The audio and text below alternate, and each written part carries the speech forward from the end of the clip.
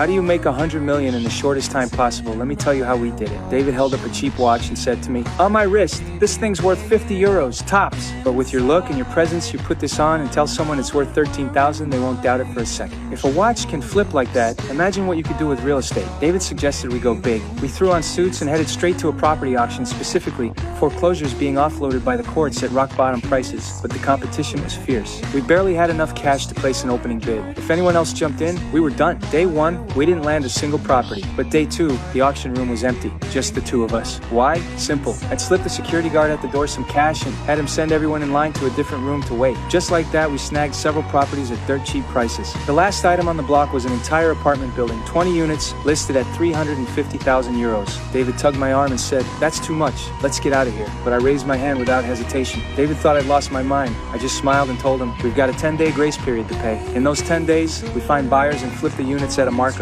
Buyers don't have the cash, we arrange financing for them." David paused, then the corner of his mouth slowly curled into a grin. Next, we walked into a bank and sat down with the branch manager, Anna. She turned us down flat, said a 350,000 euro loan was too small for the bank to bother with. So I said, "How about 6 million? Here's the math. I picked up 20 apartments for 350,000 total. Sell each one for 300,000, and that's 6 million. The bank issues 6 million in mortgages to the buyers. The deals close fast. Once the money comes in, we pay off what we owe the auction house, and the remaining 5.65 million is pure profit. When there's money to be made, everyone's on board. The deal came together just like that." Next step, finding buyers. We bought a list of financially qualified clients from an insurance company manager, then blasted out emails. Luxury apartments in a prime location, beautifully appointed, priced to sell, complete with gorgeous stock photos. The reality? I paid 350,000 for 20 units. That's 15,000 euros each. These places were absolute dumps. Not a single wall was intact. Who in their right mind would buy one? Hold on, here's where the magic happens. I brought in a crew of workers to slap on paint and patch things up. One day later, the places looked brand new on the surface. Rundown wrecks transformed